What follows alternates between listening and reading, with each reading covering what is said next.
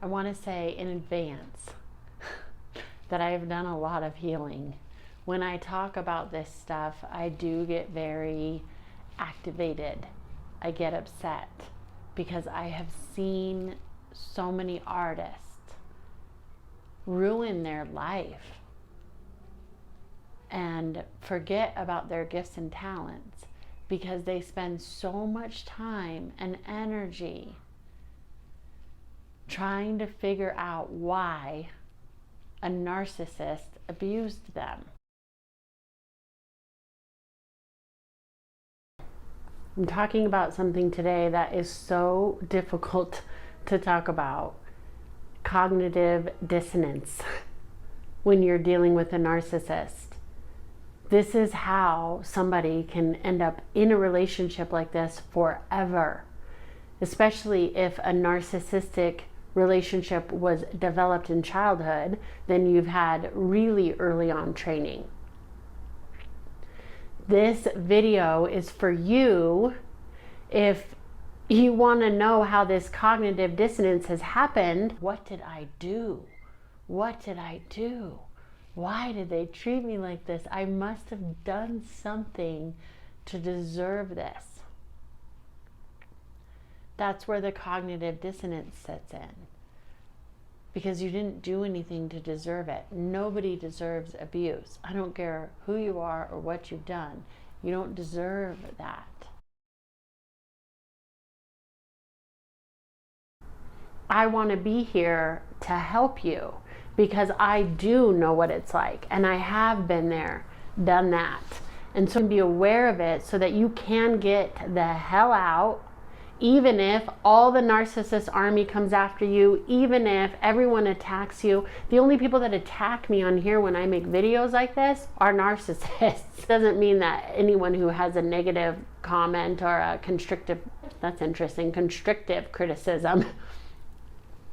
That's what a narcissist gives, constrictive criticism. A healthy, well-adjusted, happy person who you're not threatening gives constructive criticism. In society, a lot of times it's not a lack of talent, it's a lack of how to maneuver through these horrible toxic relationships that very few people understand. Narcissistic personality disorder is a disorder, and they're choosing to be that way.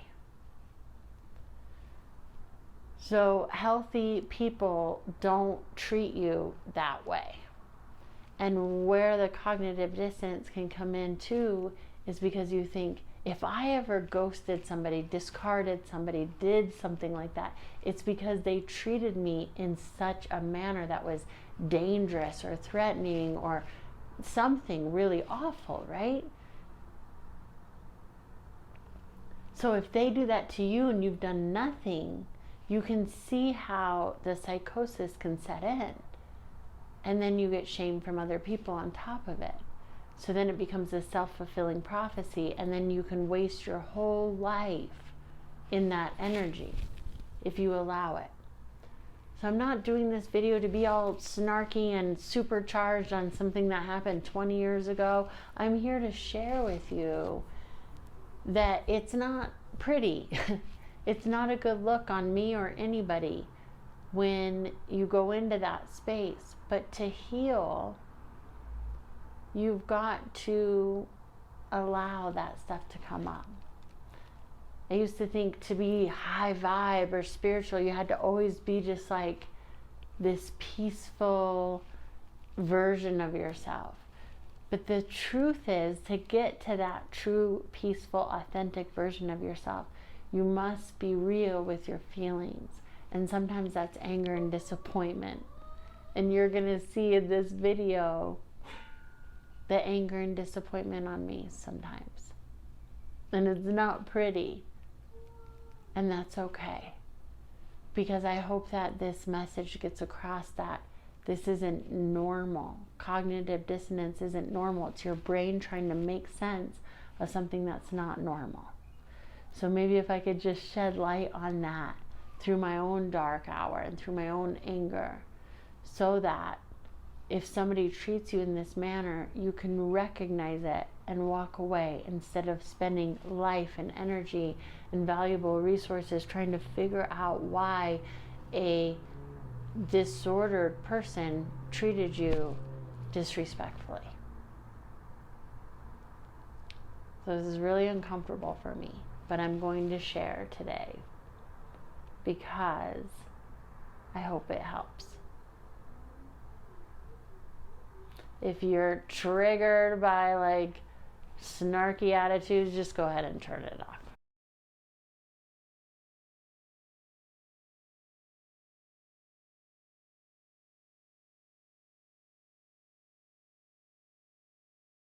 Because people are like, oh, that word is tossed around too much. It's impossible that you've encountered that. So you're gaslit from the gate, okay?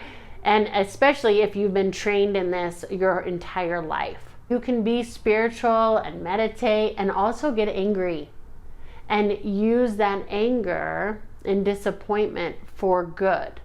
Right? So a lot of times I don't talk about this because I will meditate and then I'm like, oh, we're all one and I'll just send them love. But the thing is, spirit, through meditating, through sitting with myself, through healing myself, through therapy, through all the books that I've read, my calling now is to talk about this, to help you. So this isn't for you if you're the narcissist going, what is she doing now there? This isn't for you. The people that have been targets, the people that have been shunned by a lot of society because narcissists are taking over. They are literally taking over the world. I had a guy one time not date me because my ex was a narcissist. If they haven't already isolated you, they'll isolate you by just you being associated with them.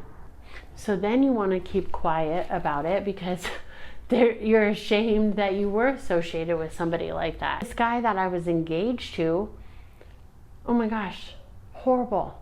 I had no idea because I was so trusting that I wasn't snooping through his stuff, and he would be out late at night, but we were young, we were like in our 20s, and he did comedy. So I thought, that's the lifestyle, right? So I never thought anything of it until it was too late and realized.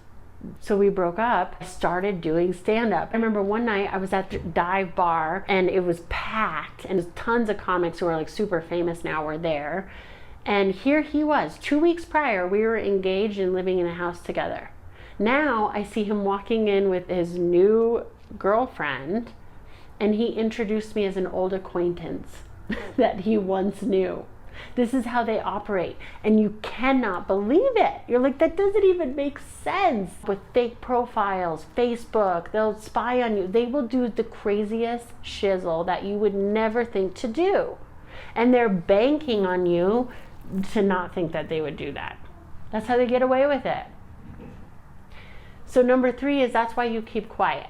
Because then you don't want to be associated with that. Or people going, oh, you're such a victim. Or like, she's always talking about narcissism. Or just whatever stupid language that they want to put on you.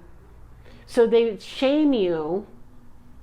And then they shame you and then they shame you. People aren't like high-fiving you for escaping abusive relationships. Especially emotionally abusive relationships, because it's so invisible and insidious. So people aren't high-fiving you. If anything, they're shaming you more. If you're single after 35, you've hit the wall hard because you turned down all these nice guys and you have too high of standards. What the frog? Well, the reason you're single is because you had too high of standards. Well, guess what? If the option is abuse or being single, I will choose single. They can say whatever about them, about you. Oh, she's an alcoholic or just anything, make up anything. They can make up anything. And then they get validated by their flying monkeys and their new supply. You poor soul. Oh, you did the right thing. This one guy who was lying, the stand-up comedian guy, I was working nonstop. Like nonstop as a nanny. I'm like living in LA, working my butt off, trying to work 90 hours a week. And this guy didn't have to do anything. He was like living off money in a bank, trust fund, whatever. He would sleep all day and do stand-up comedy at night, and then I'd come and clean the house. Well, the story he was telling out in the world was that he was taking care of me. that I was like a charity case. So the girls that he would like cheat on me with, they felt sorry. Oh, you're just taking care of her. And that's why you can't leave her. Oh, so sad. And then he'd be like, I know. Fiancé in French actually means, here, hold this ring while I go bang that girl. But I don't speak French. I get mad about this because I keep meeting really good people who have been targets of this. More talent is squashed by narcissistic abuse than lack of determination, than lack of creativity, than lack of anything.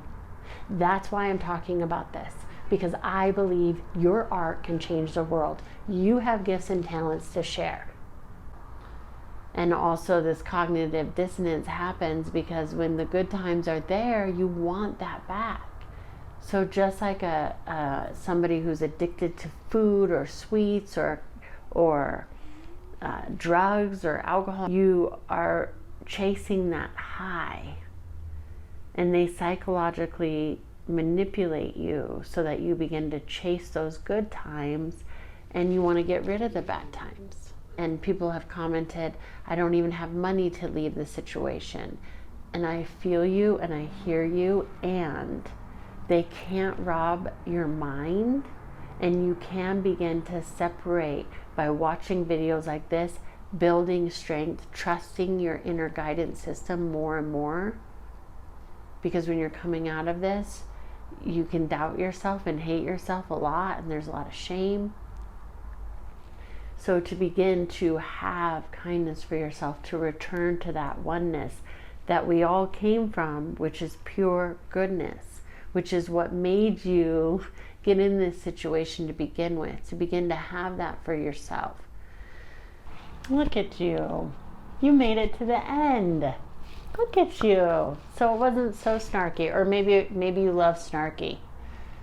But we have to feel everything to get to the other side. So allow yourself to feel everything, but don't overthink everything, because that's where the cognitive dissonance comes in. I promise you got this. I'm here to continue supporting you on your artistic journey, because I do believe that you have gifts and talents to share. And I don't want to have anything stop you. So if I can help you and nurture your gifts and talents, that's what I'm here to do. I'm going to do more videos. If you have any ideas, if you have any questions, please leave them in the comments below. And I'll see you next time. So much love to you.